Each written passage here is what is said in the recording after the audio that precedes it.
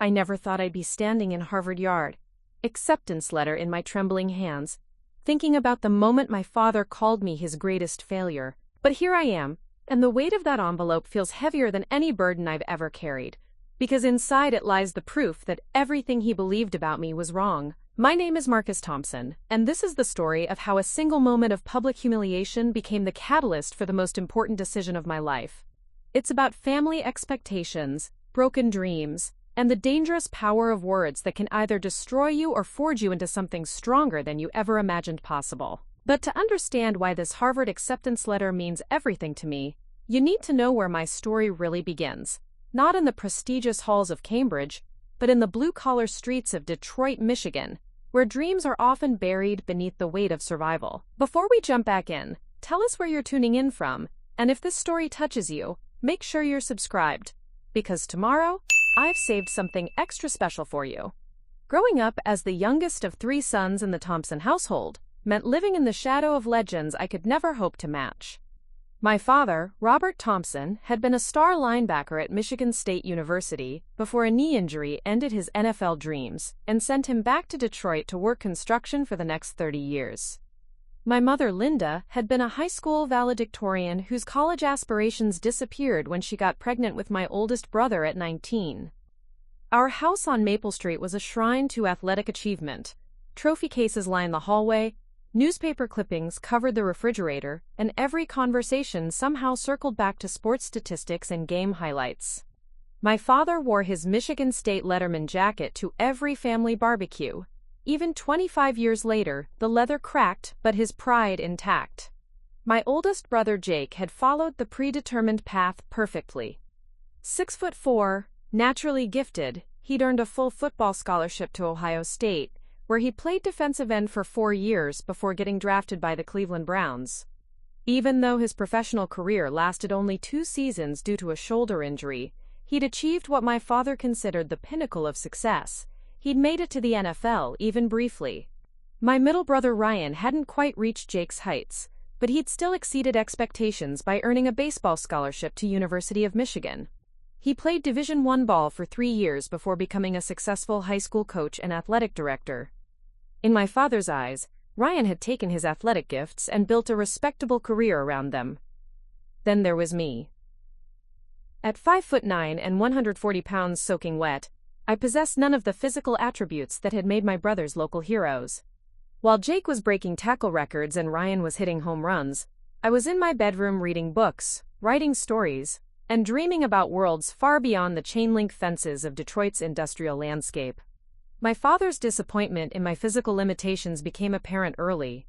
I remember being 7 years old, standing in our backyard while he threw increasingly frustrated passes at me, watching the football bounce off my small hands as he shook his head in disbelief. "Thompson men are athletes," he would mutter, retrieving the ball after another dropped pass. "It's in our blood." Apparently that blood had skipped me entirely.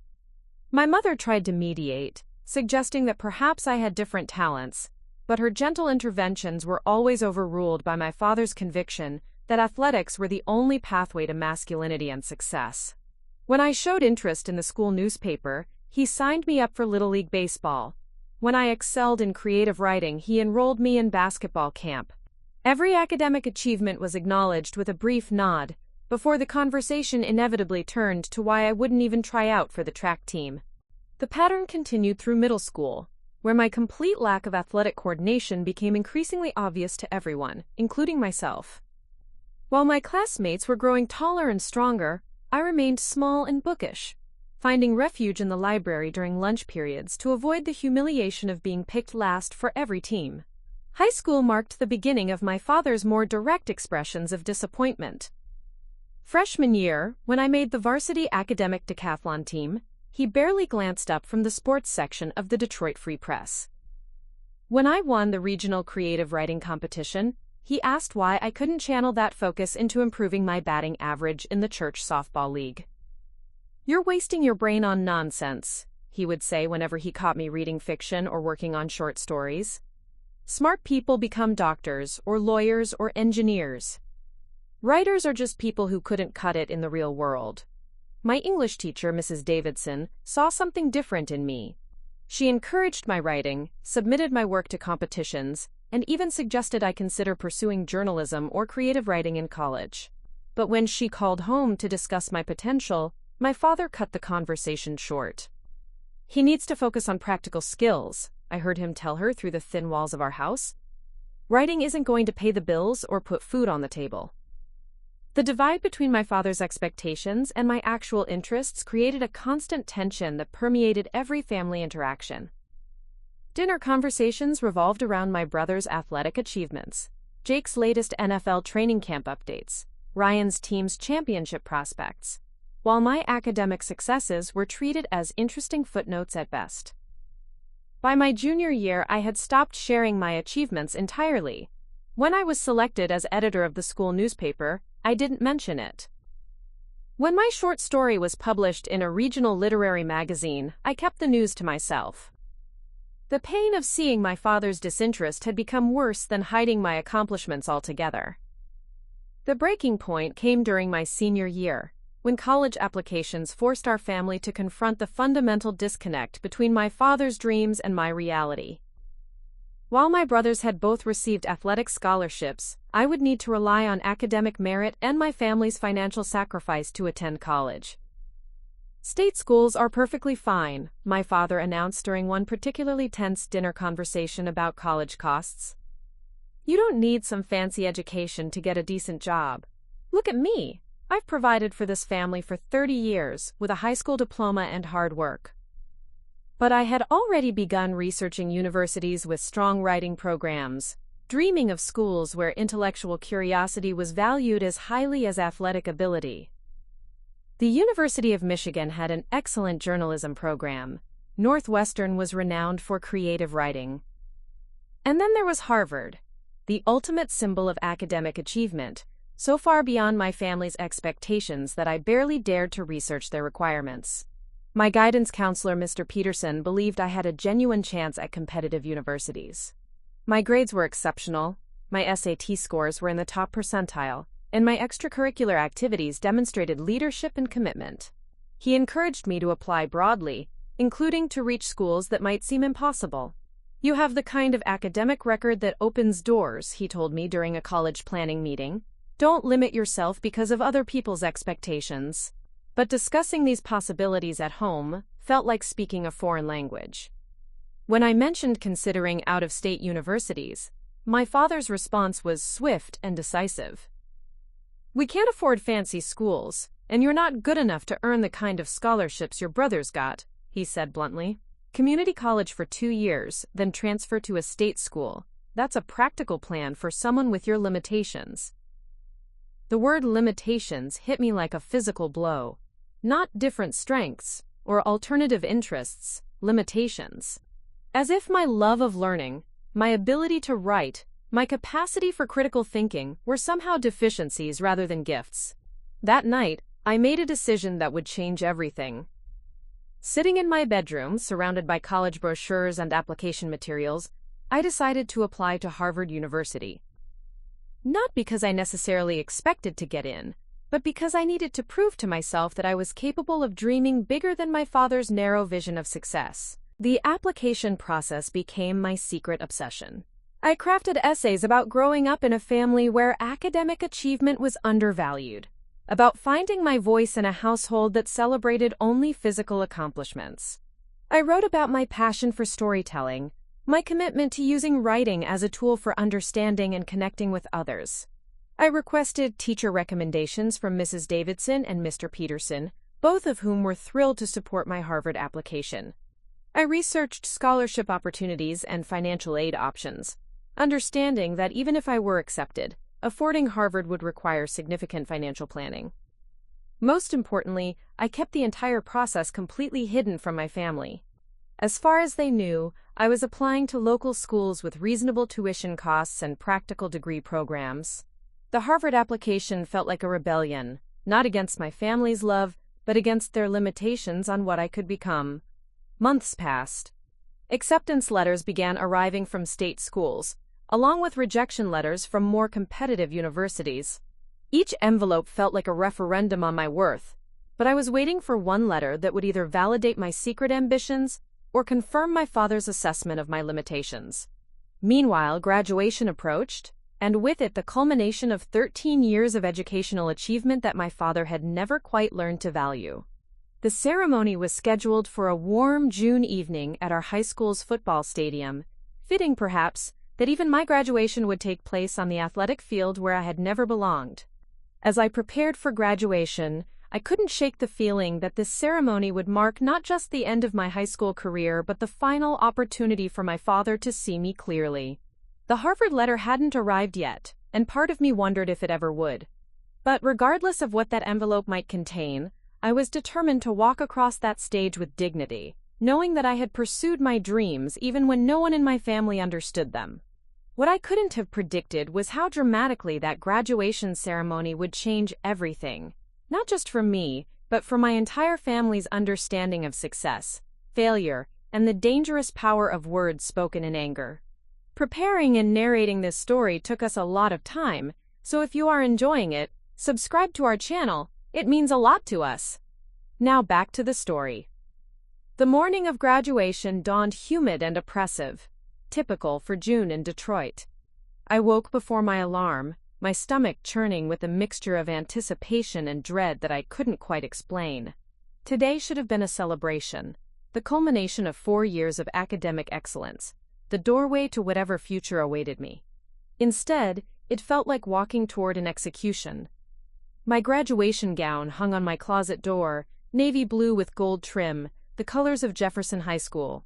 Beneath it lay the honor cords I'd earned. Gold for National Honor Society, silver for Academic Decathlon, red for the Literary Magazine. Each cord represented hours of dedication, late nights studying, competitions won, and goals achieved.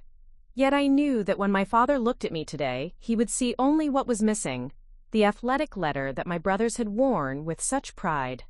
Downstairs, my mother was already bustling around the kitchen, preparing what she called a graduation breakfast. My favorite blueberry pancakes with fresh fruit and real maple syrup, the expensive kind she usually reserved for Christmas morning. Her excitement was genuine and touching, even if it couldn't quite mask the underlying tension that had defined our household for months. "My baby is graduating," she said, her voice thick with emotion as she flipped pancakes on the griddle. "I can't believe how fast the years have gone by." Jake had driven in from Cleveland the night before, his NFL training camp not starting for another month. Even though his playing days were behind him, he still carried himself with the confident swagger of a professional athlete.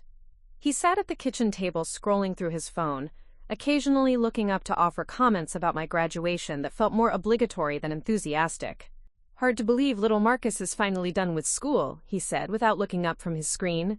"Feel like yesterday you were following me and Ryan around, trying to keep up." Ryan arrived with his wife Sarah and their 2 young kids just as we were finishing breakfast. As always, his presence shifted the family dynamic. He was the mediator, the brother who had learned to navigate between Jake's alpha personality and my father's exacting standards while maintaining his own identity. "Ready for the big day?" Ryan asked, giving me what I recognized as his coach voice. Encouraging but measured, designed to build confidence without setting unrealistic expectations. My father emerged from his bedroom wearing his best suit, the navy one he reserved for weddings, funerals, and other occasions he deemed sufficiently important. His hair was carefully combed, his shoes polished to a military shine. He looked every inch the proud father, except for his eyes, which held the same skeptical distance I'd grown accustomed to over the years. "We should leave soon," he announced, checking his watch with the precision of a man who had spent 3 decades showing up to construction sites at exactly the right time. "Want to get good seats." The drive to school was uncomfortably quiet, despite my mother's attempts to fill the silence with cheerful chatter about the ceremony, the weather, and her plans for the celebration dinner afterward. I sat in the back seat between my niece and nephew, grateful for their innocent energy which provided a buffer against the weight of my father's expectations. Jefferson High's football stadium was already filling with families when we arrived. Folding chairs had been arranged on the field in neat rows, with a small stage and podium positioned at the 50-yard line. The irony wasn't lost on me. Even on graduation day, I would be sitting on the football field where I had never belonged. My family found seats in the bleachers, while I joined my classmates in the school gymnasium for final preparations. The energy was electric. 357 seniors, all dressed in identical gowns, buzzing with excitement about the ceremony and the parties that would follow. For most of my classmates, this was purely a celebration. For me, it felt like a trial. As we lined up alphabetically for the processional, I found myself standing next to Sarah Torres, who had been my partner in academic decathlon for 3 years. Sarah understood the pressure of family expectations. Her parents were both doctors who had immigrated from El Salvador and expected their children to pursue similarly prestigious careers. "You nervous?" she asked, adjusting her honor cords. "Something like that," I replied, not trusting myself to elaborate without revealing the complexity of emotions churning in my chest. "At least we made it," she said with a grin. 4 years of surviving Jefferson High, and we're still standing. The processional music began, pomp and circumstance, played by our school band with more enthusiasm than precision. As we walked onto the field in our neat double lines, I spotted my family in the stands. My mother was waving enthusiastically, her phone already out to record every moment. Jake and Ryan sat on either side of my father, who watched the proceedings with his usual stoic expression. The ceremony itself was a blur of familiar rituals. Principal Martinez gave his annual speech about doorways and opportunities. The valedictorian, a girl named Amanda Chen who would be attending MIT in the fall, delivered remarks about perseverance and following your dreams. The salutatorian spoke about the importance of community and giving back. When they began calling names for diploma presentation, my stomach clenched tighter with each passing letter of the alphabet. The S's came and went. Sarah Torres crossed the stage to enthusiastic applause from her large extended family. The T's began, and I knew my moment was approaching. Marcus James Thompson. I stood and walked across the stage, my legs feeling strangely disconnected from my body. Principal Martinez shook my hand and handed me the diploma case. Empty, of course. The actual diploma would be mailed later, and I paused for the traditional photo with the school photographer. As I walked back to my seat, I looked up at my family in the stands. My mother was beaming, her phone capturing every step. Ryan gave me a thumbs up. Jake nodded approvingly. And my father? My father was clapping politely, but his expression remained neutral, almost businesslike, as if he were attending a mandatory work meeting rather than his son's graduation. After the ceremony concluded with the traditional cap toss, a moment I'd been looking forward to since freshman year, families flooded onto the field to find their graduates. The scene was chaotic but joyful, full of hugs, tears, and excited chatter about summer plans and college preparations. My family found me near the 40-yard line, where other families were taking photos and celebrating. My mother immediately enveloped me in a fierce hug, tears streaming down her face. "I'm so proud of you," she whispered in my ear, "so incredibly proud." Jake and Ryan both congratulated me with the casual affection that had characterized our relationships. Loving, but not particularly deep, shaped by the age gaps and different interests that had always kept us from being truly close. But it was my father's reaction that I was watching for, hoping for some sign of recognition, some acknowledgement that graduating with honors meant something, even if it wasn't the athletic achievement he had always valued most. He shook my hand formally, the way he might congratulate a business associate. "Congratulations," he said simply. "You finished." The phrase stung more than an outright insult would have. Not, "I'm proud of you," or "well done," or even, "good job." Just, "You finished." As if graduating with a 4.2 GPA and multiple honors was equivalent to completing a mundane task. Other families around us were taking photos, and my mother quickly organized us into the traditional graduation poses. Me alone in my cap and gown. Me with her and Dad. Me with my brothers. The whole family group shot that would eventually find its way to her Facebook page and the refrigerator door. During the photo session, I could hear conversations from other families nearby. Parents gushing about their children's achievements, discussing college plans with obvious pride, celebrating not just graduation but the potential that lay ahead. "Harvard in the fall," I heard one father telling another proudly. "Full scholarship." "Congratulations," came the reply. "That's incredible. You must be so proud." "Beyond proud. We always knew she was special, but this." This is beyond our wildest dreams. The contrast with my own family's subdued celebration was stark. We took our photos efficiently, mechanically, as if checking items off a required list rather than commemorating a milestone. As we prepared to leave the field, my father made the comment that would haunt me for months to come. It started innocently enough. We had run into the Hendersons, longtime family friends whose son David had graduated the year before and was now attending University of Michigan on a partial football scholarship. "How's David doing at Michigan?" my mother asked Mrs. Henderson politely. "Oh, he's thriving," Mrs. Henderson replied. Made the dean's list his first semester while playing varsity football. We couldn't be prouder. Mr. Henderson turned to my father with the easy camaraderie of men who had coached Little League together years earlier. "How about Marcus? Where's he headed in the fall?" It was an innocent question, the kind asked at every graduation celebration. But something in the way Mr. Henderson asked it, or perhaps something in my father's mood that evening, triggered a response that went far beyond what the situation called for. My father's expression darkened. He looked at me with an intensity that made my chest tighten. Then back at Mr. Henderson. "Honestly, Bill, I don't know what we're going to do with him," he said, his voice carrying clearly in the humid evening air. "3 sons, and 2 of them made me proud. Jake made it to the NFL, Ryan's coaching championship teams. And then there's Marcus." The conversation around us began to quiet as other families sensed the shift in tone. I felt heat rising in my cheeks, but I couldn't move, couldn't walk away from what was happening. "He's got no athletic ability whatsoever," my father continued, as if I weren't standing right there. "Spends all his time reading books and writing stories, won't even try to improve himself physically, just gave up before he started." Mrs. Henderson looked uncomfortable, clearly sensing that this conversation had taken an inappropriate turn. "Well, Robert, Marcus has always been a bright boy." "Bright doesn't pay the bills," my father cut her off. "Bright doesn't make you a man. I've tried for 18 years to help him find something he could excel at, something worthwhile, and he's fought me every step of the way." The field around us had grown noticeably quieter. Other families were either listening openly or pretending not to hear, while clearly taking in every word. My mother tugged at my father's arm, trying to redirect the conversation, but he was just getting started. "You want to know the truth, Bill?" my father said, his voice rising slightly. "Marcus is my greatest failure as a father. I look at my other sons, and I see men who made something of themselves. I look at him, and I see wasted potential. A boy who refuses to grow up and face reality." The words hit me like physical blows. Greatest failure. Wasted potential. Refuses to grow up.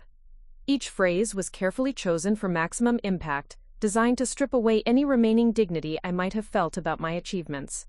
All those academic awards, all that time spent on useless activities, he continued, warming to his theme. What's it gotten him? He'll probably end up at community college, living in our basement, writing stories nobody wants to read. Meanwhile, his brothers are out there making their mark on the world. The silence that followed was deafening. Other families had stopped even pretending not to listen. My classmates who were still nearby looked mortified on my behalf. Mrs. Henderson appeared to be searching desperately for a way to change the subject. But I couldn't move, couldn't speak, couldn't do anything but stand there in my cap and gown, with my honor cords draped around my neck, feeling smaller than I had ever felt in my life. The worst part wasn't even the public humiliation. It was the realization that this was what my father truly thought of me, not heat-of-the-moment anger, but his honest assessment of my worth after 18 years of being his son. "Robert," my mother finally managed to interject, her voice shaking with embarrassment. "Maybe we should." "No, Linda," my father said firmly. "He needs to hear this. We've been protecting his feelings for too long, and look where it's gotten us." Maybe if someone had told him the truth earlier, he might have made different choices. The irony of the moment wasn't lost on me. Here I was, surrounded by evidence of my academic achievements, wearing the symbols of my intellectual accomplishments, having just graduated with honors from high school, and my father was using this celebration as an opportunity to deliver the most devastating critique of my character and potential that I had ever heard. What he didn't know, what none of them knew, was that, in my backpack, carefully tucked away in a zippered compartment, was an envelope that would change everything. An envelope I had been carrying around for 3 days, waiting for the right moment to open it. An envelope with a Harvard University return address. But as I stood there, reeling from my father's public declaration that I was his greatest failure, I realized that whatever that envelope contained would have to wait. This moment, this devastating assessment of my worth, needed to be absorbed and processed before I could even think about what might come next. The crowd around us began to disperse, conversations resuming in uncomfortable whispers as families moved toward the parking lot. My graduation day, which should have been a celebration of achievement and potential, had become something entirely different. It had become the day my father declared me a failure in front of everyone who mattered to us. And it would also become the day everything changed. The drive home from graduation was the longest 23 minutes of my life. I sat in the back seat, still wearing my cap and gown, staring out the window at the familiar streets of our neighborhood while my father's words echoed in my head like a broken record. Greatest failure. Wasted potential. Refuses to grow up. My mother attempted to salvage the evening with forced cheerfulness, talking about the graduation dinner she had planned, the cake she had ordered from the bakery, the relatives who would be coming over to celebrate. But her voice carried a brittle quality that betrayed her own shock at what had just happened. "Maybe we should just keep it small tonight," she suggested tentatively. "Just immediate family." "No," my father replied firmly from the driver's seat. "We're not changing plans because Marcus can't handle hearing the truth about himself."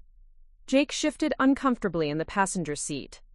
Even he, who had never been particularly sensitive to family dynamics, seemed to recognize that something had crossed a line back at the graduation ceremony.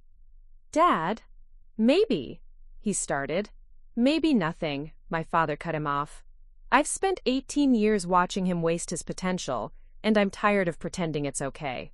If he wants to be treated like a man, he needs to start acting like one." The backpack containing the Harvard envelope sat on my lap, its weight seeming to increase with every mile we traveled.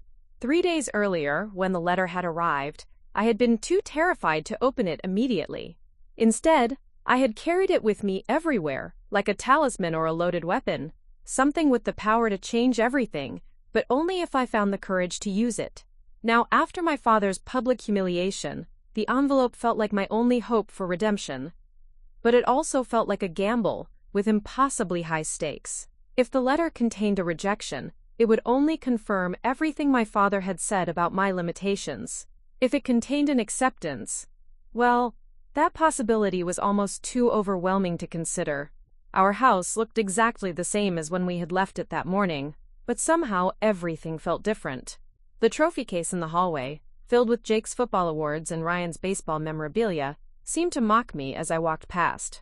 The wall of fame in the living room, covered with newspaper clippings of my brother's athletic achievements, felt like a museum dedicated to everything I would never become. My mother immediately busied herself in the kitchen, preparing for the dinner party that now felt more like a wake than a celebration. She moved with the efficient energy of a woman trying to distract herself from an uncomfortable reality. "Marcus, why don't you go change out of your graduation clothes?" she suggested, her voice artificially bright. "Uncle Tommy and Aunt Marie will be here in an hour." I nodded and headed upstairs to my bedroom, grateful for a few minutes of solitude. My room was exactly as I had left it that morning. Desk covered with college brochures and scholarship applications, bookshelves lined with the novels and poetry collections that had been my escape throughout high school, walls decorated with writing awards and academic certificates that suddenly felt pathetically inadequate. I sat on my bed, still holding the backpack, and stared at my reflection in the mirror above my dresser. I looked exactly like what my father had said I was. A small, bookish kid wearing honors cords that nobody in my family understood or valued. The graduation cap had left my hair disheveled, and I could see the red marks around my eyes from the stress of the evening. This was supposed to be one of the most important days of my life, and instead it had become a public declaration of my inadequacy. I reached into the backpack and pulled out the Harvard envelope. It was thicker than I had expected, which was supposedly a good sign.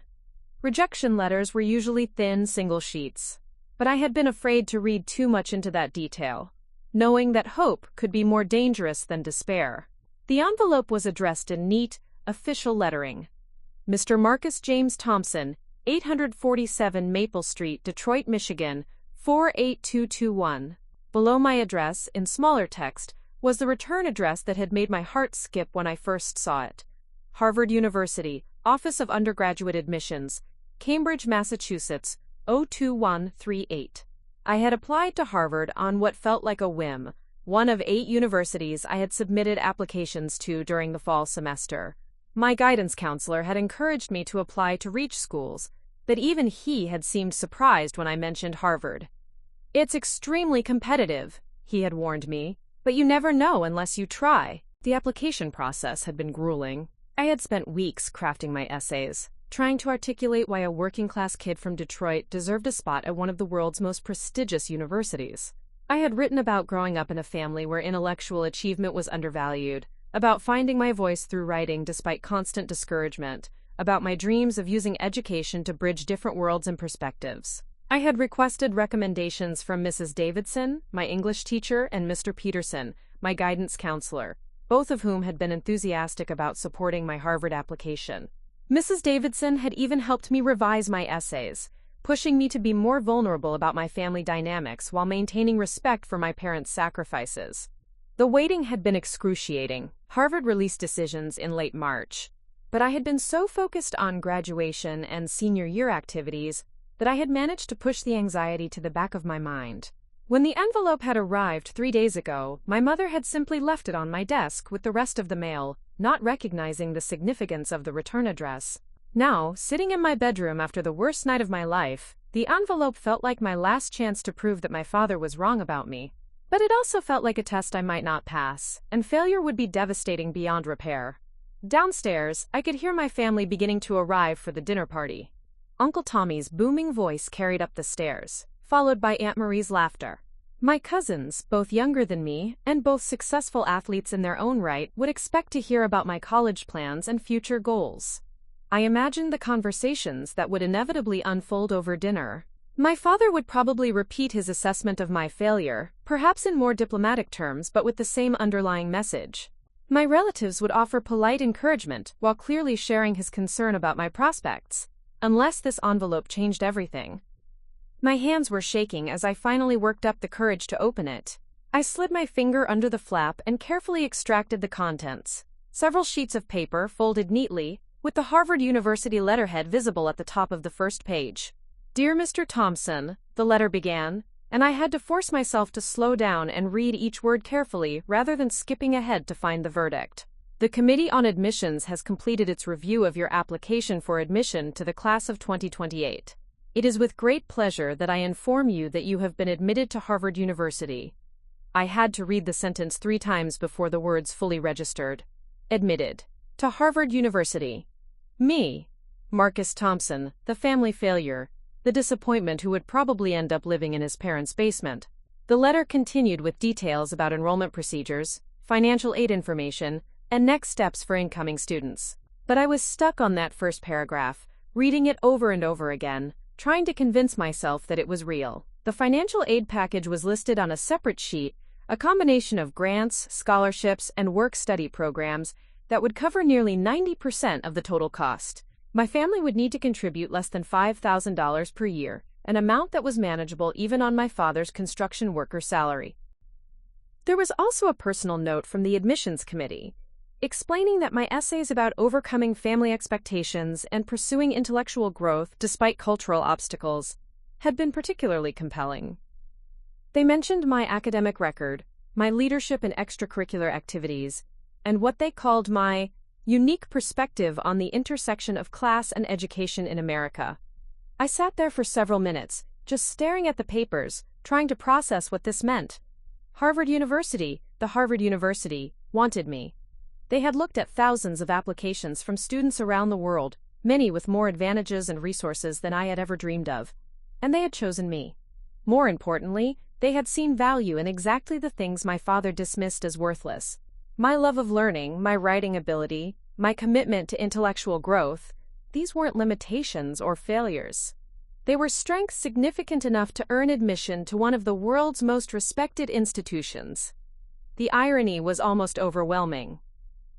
On the same day that my father had publicly declared me his greatest failure, I had discovered that I had achieved something beyond his wildest dreams for any of his sons. Jake's NFL career had lasted 2 seasons.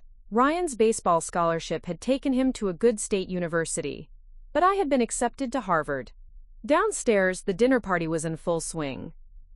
I could hear my father regaling the assembled relatives with stories of Jake's professional football career and Ryan's coaching successes. I could imagine him carefully avoiding any mention of my graduation or future plans, treating me like the family embarrassment he clearly believed me to be. Part of me wanted to rush downstairs immediately and show everyone the letter, to watch my father's expression change as he realized how completely wrong he had been about my potential. I wanted to see his shock, his forced acknowledgement that maybe his bookish son wasn't such a failure after all. But another part of me hesitated. This letter represented more than just college admission. It represented validation of everything I had worked for, everything I believed about myself. Everything my father had tried to convince me was worthless.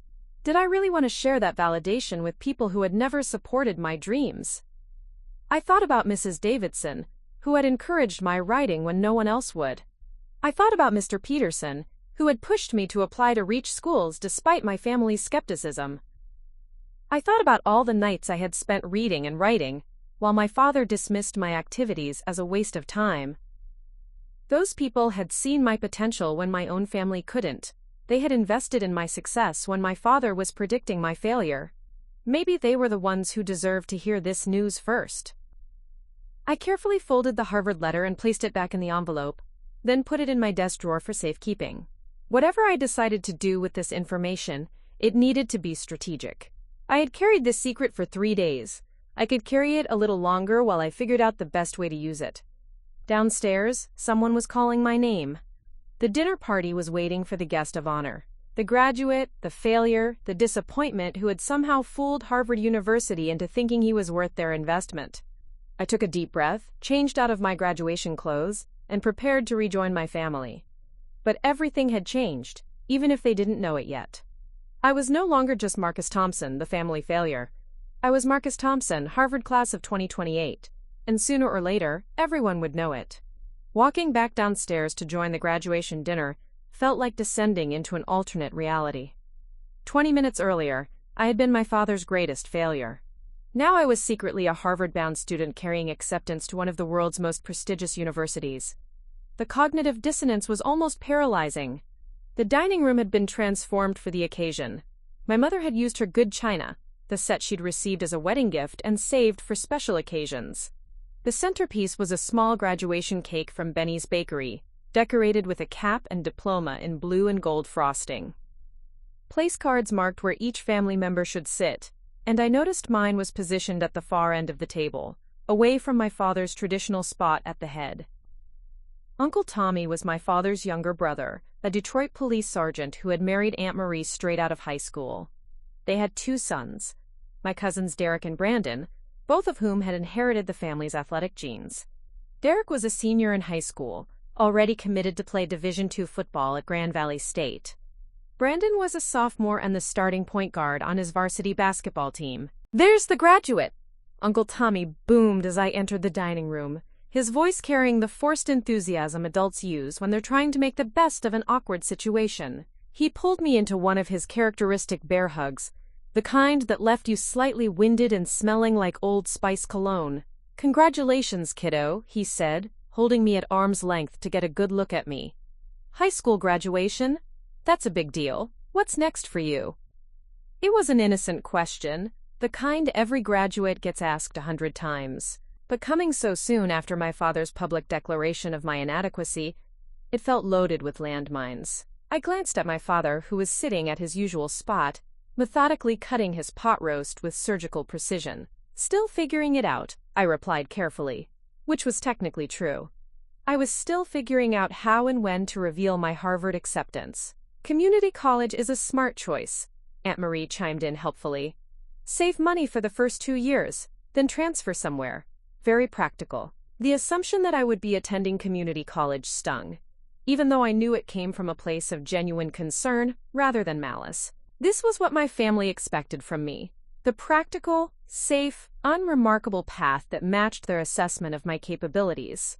"Derek here is all set for Grand Valley in the fall," Uncle Tommy said, beaming with pride as he clapped his older son on the shoulder. "Full ride for football. Kid's going to study business and maybe get into sports management after he graduates." Derek grinned confidently, clearly comfortable being the center of attention. He was everything I wasn't. Tall, muscular, naturally charismatic, destined for the kind of success my family understood and valued. "That's amazing," I said, and I meant it. Derek had worked hard for his scholarship, and he deserved recognition for his achievements. The fact that his success highlighted my own perceived failures wasn't his fault. "What about you, Marcus?" Derek asked. "Any schools looking at you for anything?" The question hung in the air like smoke. I could feel my father's eyes on me, waiting to see how I would handle this moment. Would I continue to play the role of the family disappointment? Or would I finally reveal the truth that would shatter all their assumptions? "A few places have shown interest," I said carefully, testing the waters. My father snorted softly, a sound that managed to convey skepticism, disappointment, and resignation all at once. "Marcus has been focusing on his academics," my mother said quickly, her voice bright with defensive maternal pride. "He's been on the honor roll every semester." "That's nice," Aunt Marie replied politely, the kind of response adults give when they want to acknowledge something without actually expressing enthusiasm. "Grades are important." Brandon, who was 16 and possessed his generation's complete lack of filter, decided to probe deeper. "But what do you actually want to do?" he asked. "Derek's going to be a sports agent, or maybe work for the Lions front office. What's your plan?" I took a sip of water, buying time, while I figured out how to navigate this minefield. The truth was sitting upstairs in my desk drawer, but revealing it now would create a scene that would overshadow Derek's celebration and probably trigger another confrontation with my father. "I'm interested in journalism," I said finally. "Maybe writing." The silence that followed was deafening. I could see my family members exchanging glances, the kind of looks that adults share when a child announces they want to be a dinosaur or a superhero when they grow up. "Writing?" my father repeated slowly, as if the word tasted bitter in his mouth. "And how exactly does someone make a living writing?" "Lots of ways," I replied, trying to keep my voice steady. "Newspapers, magazines, books, content creation, corporate communications. Those are real jobs for about 12 people in the whole country," my father interrupted. "Everyone else with a writing degree ends up waiting tables or living with their parents." Uncle Tommy shifted uncomfortably in his seat. Even he, who wasn't known for his sensitivity, seemed to recognize that this conversation was heading somewhere unpleasant. "There are other options," I said, feeling heat rise in my cheeks. "Lots of writers do freelance work, or they combine writing with other careers." "Like what?" my father pressed. "Give me one specific example of how Marcus Thompson from Detroit, Michigan is going to make a career out of writing stories." The challenge in his voice was unmistakable. He was daring me to defend my dreams in front of the entire family, setting me up for another public humiliation. And the cruel irony was that I actually had an answer. A letter upstairs that proved my writing had impressed the admissions committee at Harvard University. "I could teach," I said instead, choosing the safest possible response. "English teachers write, and there's job security in education." "Teaching," my father repeated, somehow making the word sound like a personal insult. "So your plan is to spend 4 years and $40,000 learning how to teach other people to read books." "There's nothing wrong with teaching," my mother interjected, her voice sharp with warning. "Teachers are important." "Of course they're important," my father replied. "But let's be realistic about what we're talking about here. Teachers make $30,000 a year if they're lucky. That's not a career, that's a hobby with a paycheck." Ryan, who had been quietly eating his dinner throughout this exchange, finally spoke up. "Dad, maybe we should talk about something else," he suggested diplomatically. "This is supposed to be a celebration." "It is a celebration," my father replied. "We're celebrating Derek's football scholarship and Brandon's basketball season. But someone needs to have an honest conversation with Marcus about his future before he wastes the next 4 years of his life." The entire table had gone quiet. Even the younger kids seemed to sense that something serious was happening. I could feel my heart pounding in my chest, and my hands were starting to shake slightly from the adrenaline. "What would you suggest?" I asked, my voice coming out smaller than I intended. "Community college for 2 years, my father said, without hesitation. Study something practical. business maybe, or get certified in a trade. Then if you still want to waste time with writing, you can do that as a hobby on weekends. The word hobby hit me like a slap. Everything I cared about, everything I was passionate about, dismissed as a weekend diversion. It was exactly the kind of narrow thinking that had made me feel invisible in my own family for years. Writing isn't just a hobby for me, I said, my voice stronger now. It's what I'm good at. It's what I love. Love doesn't pay the mortgage, my father replied coldly. Love doesn't put food on the table or clothes on your back. At 18, you think passion is enough. But at 48, I can tell you that bills don't care about your feelings. Jake, who had been unusually quiet throughout dinner, finally joined the conversation. Marcus has always been smart, he offered tentatively. Maybe he could do something with business writing or marketing. It was a peace offering of sorts, an attempt to find middle ground between my dreams and my father's practicality. But it also felt like another suggestion that my actual interests were too impractical to pursue directly. Smart doesn't matter if you're not realistic, my father replied. I've been watching him for 18 years, and he's never shown any interest in the real world. He lives in his books and his stories, but that's not how life works. The conversation was spiraling exactly where I had feared it would go. My father was using my graduation dinner as an opportunity to deliver another lecture about my inadequacies, this time with a captive audience of extended family members who would undoubtedly share his assessment with other relatives. But what made it truly unbearable was knowing that everything he was saying was wrong. Not just incorrect, but fundamentally, completely wrong. My love of reading and writing hadn't isolated me from the real world. It had opened doors he couldn't even imagine. My academic achievements weren't meaningless. They had earned me admission to Harvard University. Maybe Marcus should tell us about some of his writing, Aunt Marie suggested, clearly trying to redirect the conversation toward something more positive. What kind of stories do you write, honey? It was a kind gesture, but it only gave my father another opportunity to diminish my interests. Stories about dragons and wizards, he said dismissively before I could answer. Fantasy stuff that has nothing to do with reality. That's not true, I said, my voice rising slightly with frustration. I write realistic fiction, personal essays, journalism pieces, all of which prepare you for exactly what career, my father interrupted. The question hung in the air like a challenge. Everyone at the table was looking at me, waiting for an answer that would either validate my choices or confirm my father's assessment of my impracticality. And suddenly, I realized I was tired of defending myself, tired of justifying my passions to people who would never understand them, tired of pretending that my dreams were somehow less valid than their narrow definition of success. The Harvard letter was upstairs, waiting to prove everything my father had said was wrong. But even without that letter, I knew my worth. I knew my capabilities. I knew that my love of learning and writing was a strength, not a weakness. You know what? I said, standing up from the table. I don't have to justify my interests to anyone. I graduated with honors. I've worked hard for 4 years. And I'm going to college in the fall to study what I'm passionate about. My father's expression darkened. And how exactly are you planning to pay for this college education? I'll figure it out, I replied, which was, again, technically true. I had figured it out. Harvard's financial aid package made it more affordable than most state schools. With what money? My father pressed. Because I'm not taking out loans so you can study creative writing at some expensive university. The moment had arrived. I could either continue this charade, accepting my role as the family disappointment while secretly knowing the truth, or I could end it once and for all.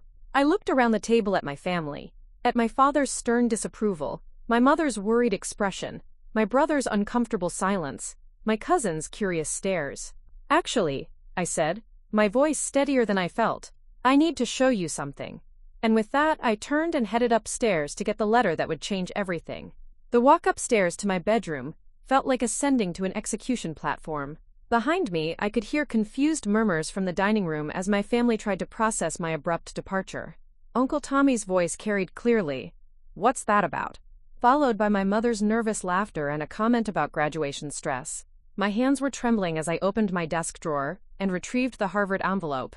The letter felt heavier now, weighted with the knowledge that it was about to detonate everything my family believed about me. about success, about what was possible for a kid like me from Detroit.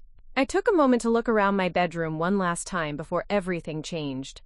The bookshelves lined with novels my father had dismissed as useless, the desk covered with college applications he'd never taken seriously, the walls decorated with academic awards he'd never bothered to acknowledge.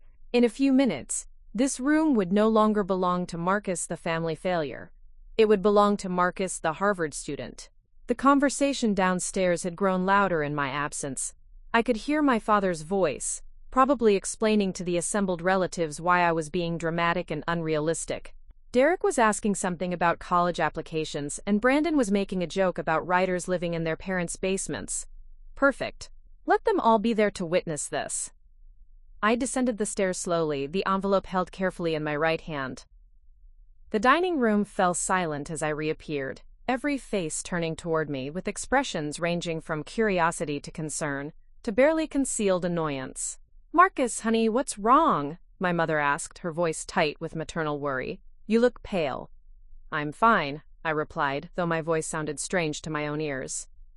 "I just wanted to share something with everyone." My father's expression had shifted to suspicious wariness. He recognized that something was different about my demeanor. I was no longer the defensive, apologetic kid who had fled upstairs 20 minutes earlier. "What is it?" he asked, his tone suggesting that whatever I had to show them was probably another disappointment waiting to happen. I held up the envelope, making sure everyone could see the return address clearly. "This came in the mail 3 days ago." Uncle Tommy squinted at the envelope from across the table. "Harvard University," he read aloud slowly. "What's that about?" "I applied," I said simply, watching my father's face for his reaction. "Back in January. I applied to Harvard University." The silence that followed was different from the uncomfortable quiet that had punctuated dinner conversation. This was a stunned, disbelieving silence as my family tried to process information that didn't fit with their understanding of reality. "You applied to Harvard?" my mother repeated, as if she needed to hear the words again to believe them. "Without telling us," my father added, his voice carrying a dangerous edge. "I applied to 8 schools," I continued, my confidence growing with each word. "Some state universities, some private colleges, and a few Reach schools. Harvard was one of the Reach schools." Derek leaned forward in his chair, suddenly interested. Even at 17, he understood the significance of Harvard University in a way that didn't require explanation. "Did you get in?" he asked directly. The question hung in the air like a challenge. This was the moment of truth. The point where I would either vindicate 4 years of academic dedication or confirm my family's assessment of my limitations. I looked directly at my father as I answered. "Yes," I said clearly, "I got in." The reaction was immediate and chaotic. My mother gasped audibly, her hand flying to her mouth. Uncle Tommy's fork clattered against his plate as he set it down hard. Aunt Marie made a sound somewhere between a gasp and a laugh. Derek and Brandon both started talking at once, their questions overlapping into incomprehensible noise. But my father just stared at me, his expression cycling through disbelief, suspicion, and something that might have been fear. "That's impossible," he said finally. "It's not impossible," I replied, holding the envelope higher. "It's right here." "Show me," he demanded. I walked around the table to where he was sitting and placed the envelope directly in front of him. He stared at it for a long moment, as if he could make it disappear through sheer force of will. "Open it," I said. His hands were steady as he extracted the letter, but I could see a muscle twitching in his jaw. The dining room was absolutely silent as he unfolded the papers and began to read. "Dear Mr. Thompson," he read aloud, his voice mechanical. "The Committee on Admissions has completed its review of your application for admission to the class of 2028. It is with great pleasure that I inform you that you have been admitted to Harvard University." The last few words came out as barely a whisper. He continued reading silently, his expression growing more stunned with each paragraph. "Financial aid," he murmured, scanning the attached documents.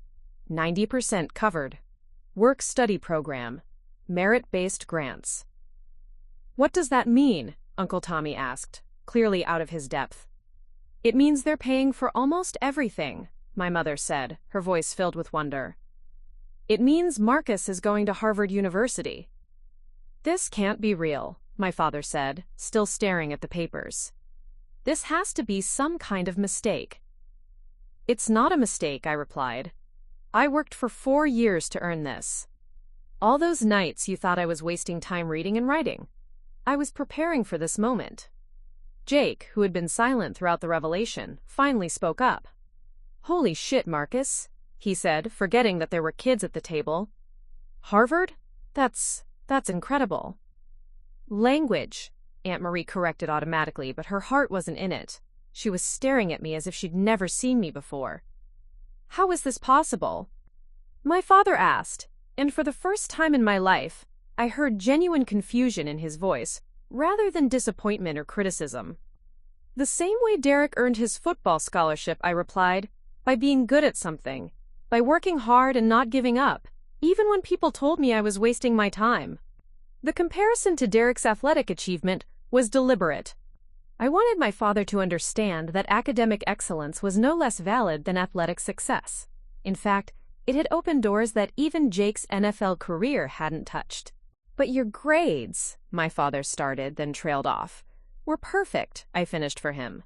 4.2 GPA, top 5% of my class, National Honor Society, academic decathlon team captain, editor of the school newspaper, 3 years of volunteer tutoring at the community center. Each achievement felt like a small victory as I listed them. These weren't new accomplishments. They were things I had achieved over the past 4 years while my father dismissed my efforts as meaningless. Why didn't you tell us? My mother asked, her voice breaking slightly. Tell you what, I replied. That I was applying to competitive universities? I tried. Every time I brought up college plans, Dad changed the subject or told me I was being unrealistic. That's not. My father started to protest. That's exactly what happened, I interrupted, feeling bolder than I had ever felt in my presence. 3 months ago, I mentioned looking at out-of-state schools, and you told me I wasn't scholarship material. Last month, I asked about visiting some campuses, and you said it was a waste of gas money. The dining room was completely silent, except for the sound of my father's heavy breathing. He was still holding the Harvard letter, reading it over and over, as if he could find some hidden clause that would explain away its existence. I don't understand, he finally said, his voice smaller than I had ever heard it. If you're this smart, if you're capable of this, why didn't I ever? He couldn't finish the sentence, but I knew what he was trying to ask. Why hadn't he seen it? How had he missed something this significant about his own son? Because you were looking for the wrong thing, I said, and despite everything I felt a surge of sympathy for him. You were looking for another Jake or another Ryan. You were looking for athletic ability and physical strength. You never looked for what I actually had. What you actually had, he repeated slowly. Intelligence, curiosity, determination, the ability to think critically and express ideas clearly. The same qualities that got Jake drafted into the NFL, just applied to academics instead of athletics. Derek cleared his throat nervously. So you're actually going to Harvard this fall? This fall, I confirmed. That's insane, Brandon said, his usual teenage skepticism replaced by genuine awe. I mean, that's like the most famous school in the world. It's pretty well known, I agreed with a small smile. Uncle Tommy shook his head slowly. Bob, did you know he was this smart? My father looked up from the letter, his face pale. I knew he got good grades, he said quietly. I thought grades were just grades. They're not just grades when they get you into Harvard, Aunt Marie said, her voice filled with something approaching reverence. No, my father agreed. They're not just grades. The conversation continued around me, but I was focused on my father's face. For the first time in my life, he was looking at me without disappointment or frustration. Instead, I saw something I had never seen before. Confusion, certainly, but also a growing recognition that everything he believed about me was wrong. The essays, he said suddenly, looking back at the letter. They mention essays about overcoming family expectations. I wrote about growing up in a household where academic achievement was undervalued, I replied honestly. About finding my voice despite constant discouragement. About learning to believe in myself when the people closest to me didn't believe in my potential. The words hung in the air between us like an accusation. My father's face went through a series of expressions: anger, denial, hurt, and finally, something that looked like understanding. "You wrote about us," he said. "I wrote about my experience," I corrected. I didn't mention anyone by name, and I didn't say anything that wasn't true. He nodded slowly, still processing the implications of what had happened. His youngest son, the one he had dismissed as a failure just hours earlier, had not only earned admission to Harvard University but had done so by writing about how his family had failed to recognize his potential. "What do we do now?" my mother asked, her voice barely above a whisper. "Now Marcus goes to Harvard," Jake said firmly, "and we figure out how to support him." It was the first time any of my brothers had ever explicitly supported my choices over my father's expectations. The moment felt significant, like a shift in family dynamics that had been decades in the making. "I don't know how to process this," my father admitted, his voice heavy with exhaustion. "You don't have to process it tonight," I replied. "But you do need to understand that everything you said about me today was wrong. I'm not a failure. I'm not wasting my potential. I'm not avoiding the real world." "No," he agreed quietly, "you're not." It wasn't an apology, but it was acknowledgement. And for now, that was enough. The remainder of the dinner party passed in a surreal haze of stunned congratulations and awkward attempts at normalcy. Uncle Tommy kept asking me to repeat details about Harvard's acceptance rate, as if hearing the statistics multiple times would help him fully grasp what had happened. Aunt Marie had immediately called her sister to share the news, speaking in hushed, reverent tones about Harvard University, as if the words themselves carried magical properties. But it was the change in my father that fascinated and disturbed me most. For 18 years, Robert Thompson had been an immovable force in my life, certain of his opinions, confident in his assessments, unwavering in his belief that he understood his children's capabilities and limitations. Now he sat at the head of our dining room table, mechanically eating his pot roast while periodically glancing at the Harvard letter as if it might disappear if he looked away too long. Derek and Brandon peppered me with questions about campus life, dorm rooms, and whether I would meet famous people. Their enthusiasm was genuine and infectious, a stark contrast to the complicated emotions playing across my parents' faces. For them, this was simply exciting news about their cousin. They didn't carry the weight of 4 years of dismissive comments and lowered expectations. "Will you live in one of those old brick buildings?" Derek asked, his phone already pulled up to Google images of Harvard's campus. "These pictures look like something from a movie." "I'll be in a freshman dormitory," I replied, still feeling surreal about discussing these concrete details. "I won't know which one until I get my housing assignment this summer." "This summer," my mother repeated, as if she were trying to make the timeline feel real. "That's only 2 months away." The reality was beginning to sink in for all of us. In 10 weeks, I would be leaving Detroit for Cambridge, Massachusetts, to begin a college experience that none of my family members had imagined possible. The logistics alone were overwhelming: travel arrangements, dormitory supplies, course selections, financial aid paperwork. "We'll need to start planning," my mother said, her maternal instincts kicking in despite her obvious shock. "There's so much to figure out." "I can handle most of it," I assured her. The admissions office sent a whole packet of information about orientation and what to expect. My father looked up from his plate. "What about money? For travel, for things not covered by the financial aid?" It was a practical question, the kind of concern that would naturally occur to a man who had spent 3 decades calculating the cost of every purchase. But it was also the first time he had engaged with my Harvard acceptance as a reality, rather than an impossibility.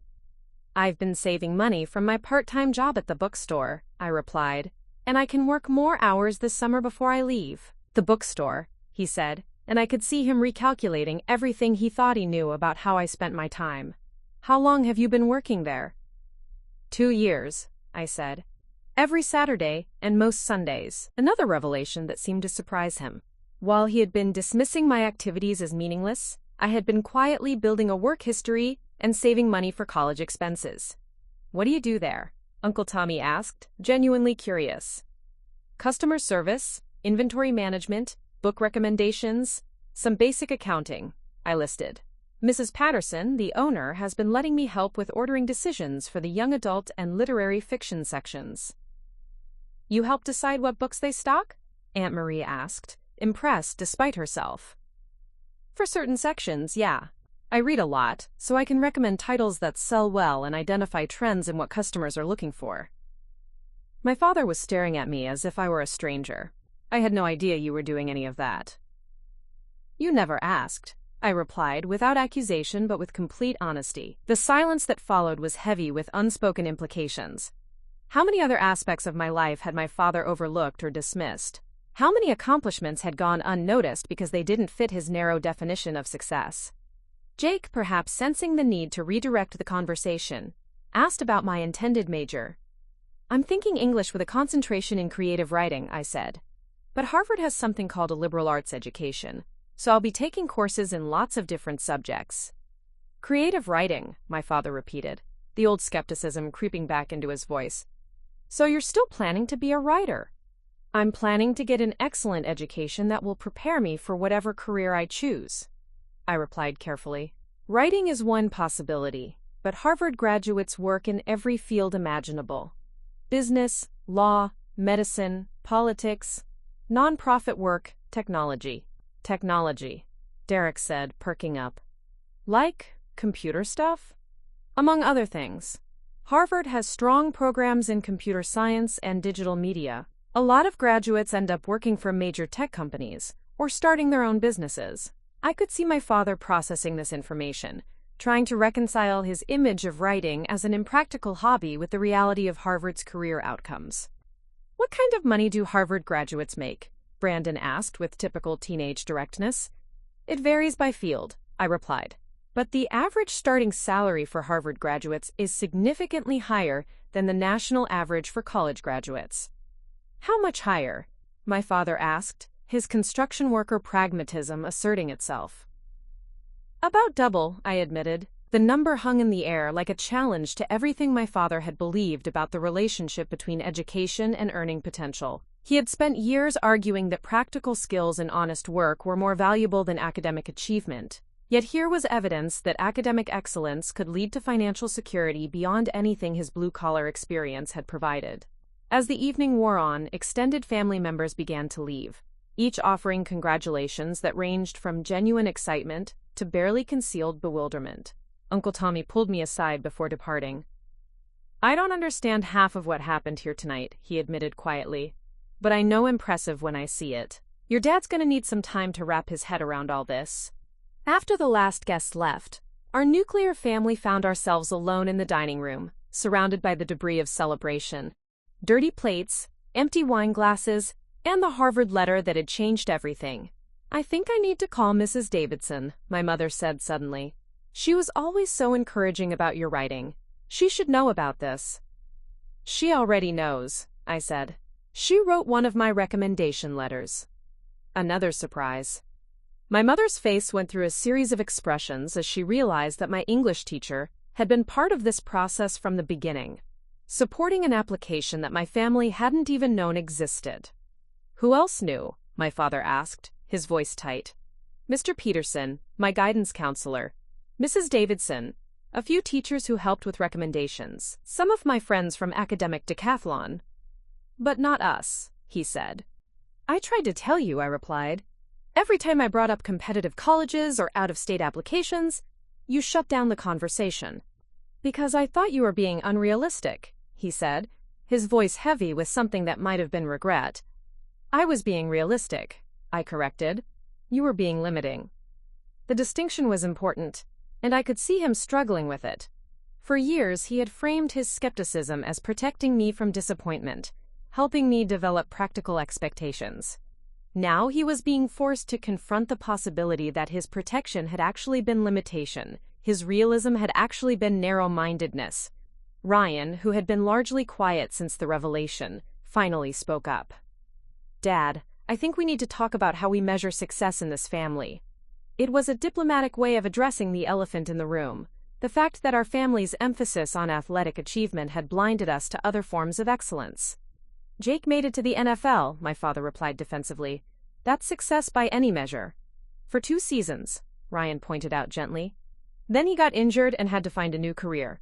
Marcus is starting his career with a Harvard degree. That's a foundation that lasts for decades. The comparison was uncomfortable but fair. Jake's athletic success had been spectacular but brief. My academic achievement was positioning me for long-term opportunities that wouldn't depend on physical ability or be vulnerable to injury. I worked construction for 30 years, my father said, his voice rising slightly. I provided for this family, bought this house, sent 3 boys to college. That's success too. Of course it is, I said quickly. I'm not diminishing what you've accomplished. I'm just asking you to recognize that success can take different forms, like writing stories, he said skeptically. Like getting into Harvard University, I replied firmly. We stared at each other across the dining room table. 2 people who had spent 18 years talking past each other, finally forced to confront the fundamental differences in how we viewed the world. I don't know how to be proud of something I don't understand, he admitted finally. It was the most honest thing he had ever said to me, and it cracked something open in my chest that I hadn't realized was closed. You don't have to understand it to be proud of it, I said quietly. You just have to trust that I know what I'm doing. Do you? He asked. Know what you're doing? I thought about the question seriously before answering. Did I know what I was doing? Did any 18-year-old really understand the implications of their choices? I know that I want to learn, I said finally. I know that I want to challenge myself intellectually. I know that I want to use my education to do something meaningful with my life. Beyond that, I'm willing to figure it out as I go. That sounds terrifying, my mother said with a shaky laugh. It sounds exciting, I replied. And for the first time in my life, I saw my father nod in what might have been understanding. The weeks following my graduation and Harvard revelation unfolded like a slow-motion earthquake, reshaping the landscape of our family dynamics in ways that surprised all of us. The immediate shock had worn off, replaced by a more complex process of adjustment that touched every aspect of our daily interactions.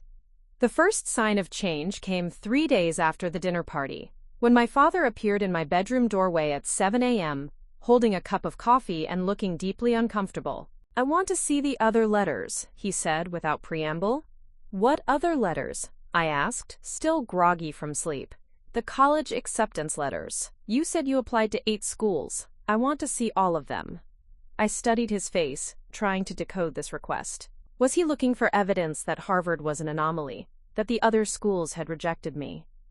Or was he genuinely trying to understand the scope of my achievements? Okay, I said carefully, reaching for the folder where I kept all my college correspondence.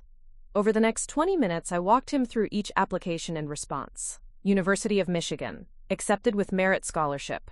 Northwestern, accepted. Columbia, waitlisted. Yale, rejected. Stanford, rejected. University of Chicago, accepted with significant financial aid. Michigan State, accepted with full academic scholarship. 6 acceptances out of 8 applications, he said quietly, studying the letters laid out on my desk. The rejection from Yale was actually kind of a relief, I admitted. I wasn't sure I wanted to live in New Haven anyway. And Stanford? Their English program is excellent, but they don't offer as much financial aid for out-of-state students. Harvard was actually the most affordable option. He picked up the Michigan State acceptance letter, his alma mater, the school where he had played football before his injury ended those dreams. Full ride, he murmured. Academic scholarship. It was my safety school, I said, then immediately regretted the words when I saw his expression. Your safety school, he repeated. The place I was proudest to attend. And it was your backup plan. The hurt in his voice was unmistakable, and I realized I had inadvertently delivered another blow to his understanding of our family hierarchy. Dad, that's not... No, it's okay, he interrupted. I'm beginning to understand that my perspective on a lot of things has been limited. He left my room shortly after, but the conversation marked the beginning of a pattern. Almost daily, he would ask questions about my college applications, my academic record, my plans for Harvard. It was as if he were trying to reconstruct an entirely new understanding of who I was and what I was capable of. The transformation wasn't limited to my father. Word of my Harvard acceptance had spread through our extended family and neighborhood, with the speed of wildfire. Mrs. Patterson, my boss at the bookstore, had posted a congratulatory message on the shop's Facebook page, that had been shared dozens of times. The local newspaper ran a small feature about area students heading to prestigious universities, with my photo and a brief interview. Suddenly, I found myself at the center of attention I had never experienced. Neighbors who had barely acknowledged me before stopped to offer congratulations during my evening runs. Parents of my former classmates asked detailed questions about my application process. High school teachers I hadn't spoken to in months reached out to express their pride and ask for advice they could share with current students. The most surprising reaction came from Jake, who called me from Cleveland one evening in mid-June. "I've been thinking about what happened at graduation," he said without his usual small talk. "About what Dad said to you, and then what you showed us later." "Yeah?" I replied cautiously. "I owe you an apology," he continued. "I should have stood up for you when Dad was tearing you down. I knew it was wrong, but I didn't want to get involved in family drama." The admission caught me off guard. Jake had never been one for emotional conversations or acknowledgments of fault. "It's okay," I started to say. "No, it's not okay," he interrupted. "You're my little brother, and I let Dad humiliate you in public because it was easier than confronting him. That was cowardly." We talked for another hour, longer than we had spoken in years. He told me about the pressure he had felt to live up to our father's athletic expectations, about the identity crisis he had experienced when his NFL career ended, about his struggle to find meaning in work that didn't involve football. "You were smart to find your own path," he said as our conversation wound down. "I spent so long trying to be what Dad wanted that I never figured out what I actually wanted." Similar conversations followed with Ryan, with my mother, even with some of my cousins. It was as if my Harvard acceptance had given everyone permission to examine the assumptions and expectations that had shaped our family for decades. But the most significant change was in my relationship with my father. The daily questions evolved into longer conversations. Awkward at first, but gradually more natural. He began asking about books I was reading, articles I was writing for the local newspaper's summer intern program, even my thoughts on current events and politics. One evening in late June, he surprised me by asking if I wanted to attend a Detroit Tigers game with him, just the two of us, something we had never done before. "I thought we could talk," he said, the invitation clearly difficult for him to extend. Comerica Park was only half full on a Tuesday night, the Tigers playing poorly enough that tickets were cheap and parking was plentiful. We found seats along the third base line, close enough to hear the players' conversations but far enough from other fans to speak privately. For the first few innings, we focused on baseball, commenting on pitching strategies, debating management decisions, sharing the comfortable ritual of father and son at a sporting event. But as the game settled into a rhythm, our conversation drifted toward more substantial territory. "I've been reading some articles about Harvard," my father said during the seventh-inning stretch. "About famous graduates, about what kinds of careers people pursue after graduating." "What did you learn?" I asked. "That I don't know anything about how the world actually works," he replied with surprising directness. "I thought success meant having a steady job, making decent money, providing for your family. That's how my father measured success, and his father before him." "Those things are important," I said. "They are," he agreed, "but they're not the only things that matter. I've been thinking about your graduation speech, the valedictorian. What she said about innovation and creativity and solving problems that don't even exist yet." Amanda Chen's speech had indeed been impressive, focusing on how their generation would need to think differently about careers and challenges. "What about it?" I prompted. "She was talking about your world," he said.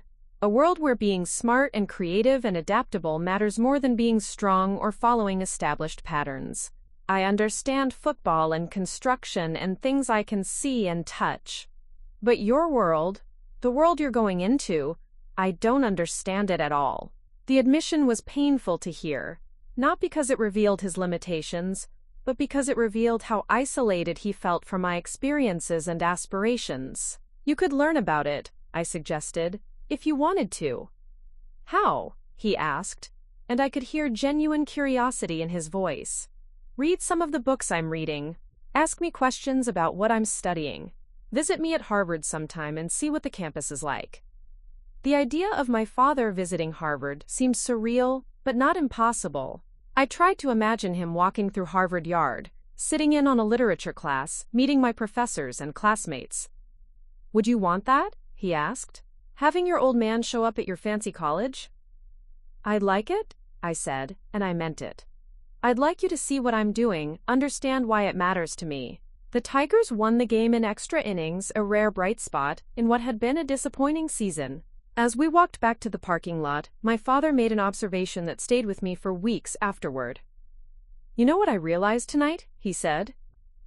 "I'd been afraid that if I admitted you were successful in your own way, it would mean admitting I was wrong about everything. But maybe being wrong about some things doesn't mean being wrong about everything." It was the closest thing to an apology I had ever received from him, and it felt more meaningful than any direct acknowledgement of fault. As July progressed and my departure for Harvard approached, our family developed new rhythms and traditions. My mother began researching Boston restaurants and tourist attractions, planning a visit for Parents' Weekend in October. Ryan offered to help me move into my dormitory, volunteering to drive a rental truck from Detroit to Cambridge. Most surprisingly, my father began joining me for my evening runs, something he had never shown interest in before. He was in better shape than I had expected, keeping pace easily as we jogged through our neighborhood and talked about everything from baseball statistics to political developments to my plans for freshman orientation. "Are you nervous?" he asked one evening as we paused at a traffic light. "Terrified," I admitted, "but also excited." "Good," he said. "If you weren't nervous, it would mean you weren't taking it seriously enough." These conversations revealed a side of my father I had never seen before. Thoughtful, curious, capable of growth and change. It made me wonder how much of our previous conflict had been based on miscommunication and missed opportunities rather than fundamental incompatibility. 3 weeks before my departure for Harvard, he made a gesture that surprised everyone in our family. He asked me to help him apply for a continuing education program at Wayne County Community College, focusing on business management and computer skills. "If I'm going to understand your world," he said, "I need to start somewhere." The role reversal was startling, my father asking me to help him with academic applications, seeking my advice about course selections and study strategies. But it felt like the natural evolution of our changing relationship. A partnership based on mutual respect rather than hierarchical authority. As summer wound down and my Harvard departure date approached, I realized that my acceptance letter had accomplished something I never could have anticipated. It hadn't just opened doors for my own future, it had created space for my entire family to reconsider their assumptions about success, potential, and the value of different kinds of achievement. The boy who had been called a failure at graduation was preparing to leave for Harvard. But more importantly, the family that had struggled to see beyond narrow definitions of success was learning to embrace a broader vision of what was possible. The morning I left for Harvard dawned crisp and clear, one of those late August days in Detroit that hints at the approaching fall without quite surrendering the warmth of summer. I woke before my alarm, my stomach churning with a mixture of anticipation and terror that I had been carrying for weeks. My suitcases were packed and waiting by the front door, 2 large bags containing everything I thought I would need for my new life in Cambridge. My mother had insisted on buying me new bedding, towels, and winter clothes, transforming my departure into a celebration rather than just a necessity. The expense had worried me initially, but she had dismissed my concerns with characteristic maternal determination. "This is the most important thing that's ever happened to our family," she had said firmly. "We're going to do it right." The drive to Cambridge would take 12 hours, assuming reasonable traffic and minimal stops. Ryan had volunteered to help with the driving, and my parents had decided to make the trip as well, turning my college move-in into a family road trip. Even Jake had driven down from Cleveland to see me off, though he wouldn't be making the journey east. As I carried my bags downstairs, I found my entire family gathered in the kitchen, an unusual sight for 7 a.m. on a Thursday morning.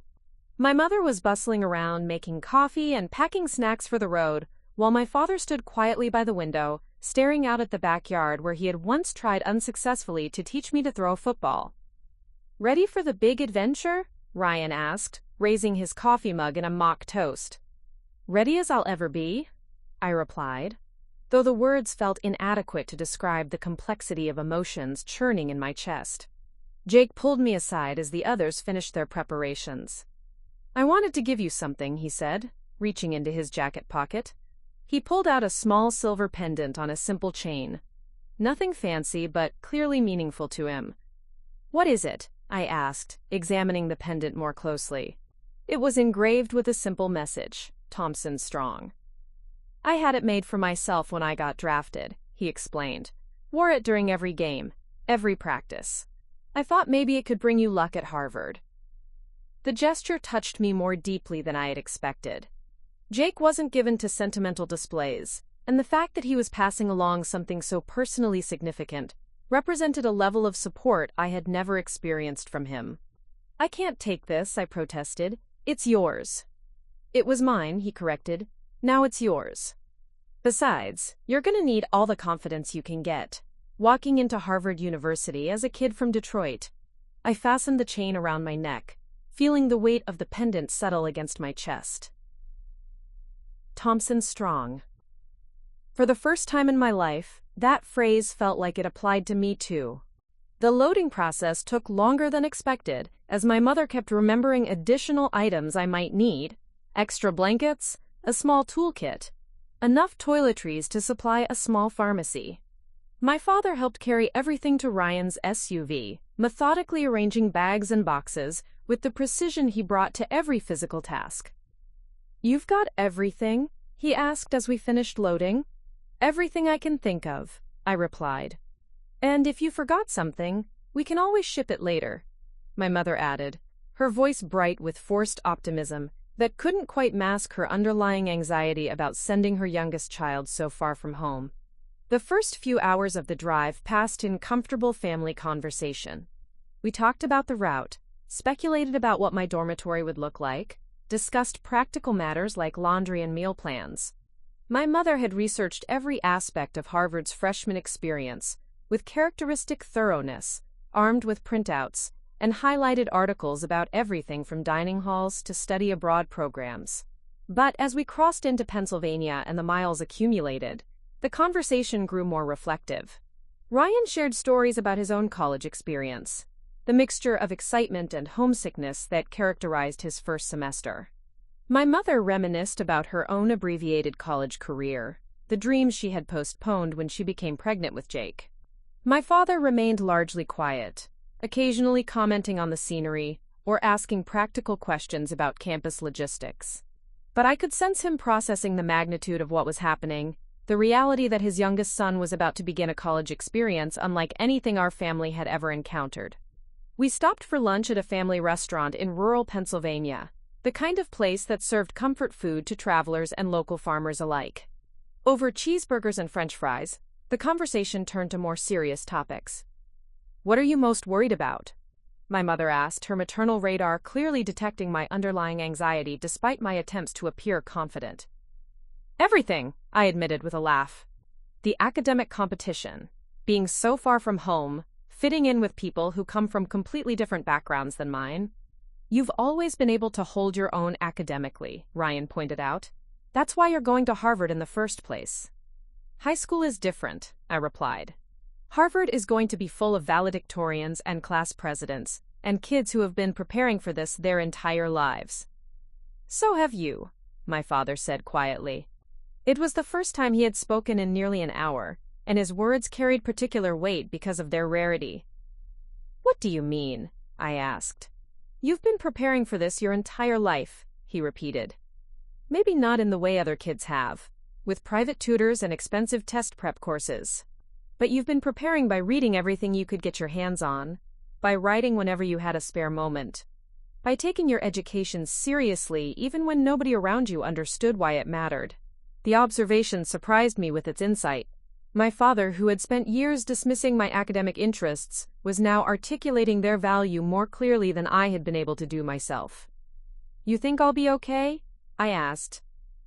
"I think you'll be more than okay," he replied. "I think you'll be exactly where you belong." The affirmation meant more to me than any congratulations or encouragement I had received over the past few months. This was the man who had called me his greatest failure less than 3 months earlier, now expressing confidence in my ability to succeed at the highest level of academic achievement. We reached Cambridge in the early evening, just as the sun was beginning to set over the Charles River. Harvard Square was bustling with activity: incoming freshmen and their families, returning upperclassmen, tourists snapping photos of the famous university gates. The energy was electric, infectious, overwhelming. My dormitory was located in Harvard Yard, the historic heart of the campus, surrounded by brick buildings that had housed students for centuries. As we carried my belongings up 3 flights of stairs to my room, I felt the weight of history and tradition in every creaking floorboard and worn stone step. My roommate, a soft-spoken kid named Daniel from Portland, Oregon, had already moved in and was busy arranging his half of our small but comfortable room.